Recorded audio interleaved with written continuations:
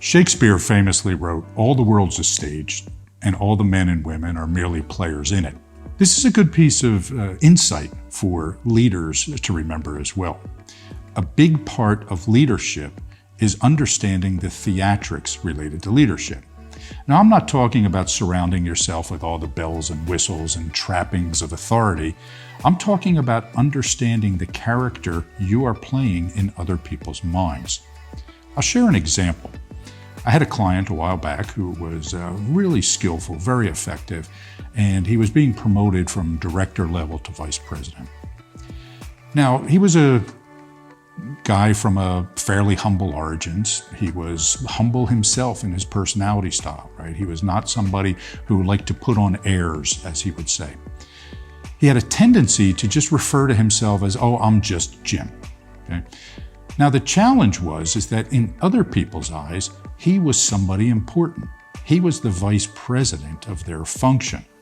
And even though he saw himself as just one of the folks, when he walked through the office, people sat up straighter, right? They paid attention. They observed what he was doing, kind of like the Kremlin watchers of old who would look at pictures and try to understand what was happening behind the scenes. Leaders need to understand that this is what's happening when they reach a certain level. People have expectations of them that may not match with the leader's self-perception. Now, again, I'm not suggesting that the leader should inflate their sense of worth, but they need to understand that the people that report to them need to see them as an authority figure.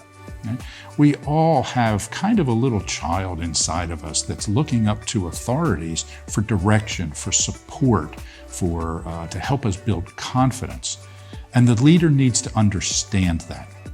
So it's important for every leader to understand, how do I play both the authority role and the approachable role at the same time? Now, this can be tricky, right? It's not easy to do. But what I always encourage people to do, rather than follow the specific advice of somebody like me, is to do a best practice analysis. Look at the leaders around them that seem to have this combination of qualities of a sense of authority and yet approachability.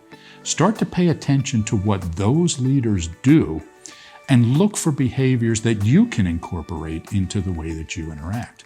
It may be something as simple as standing up straighter when you walk through the halls. It may be as simple as limiting the amount of time you spend in social activities with your subordinates. It looks different from everybody, and whenever you are identifying your leadership persona, you have to make sure that it fits you. So look for role models, see what seems to work for them that would feel comfortable for you, and start adopting some of those qualities.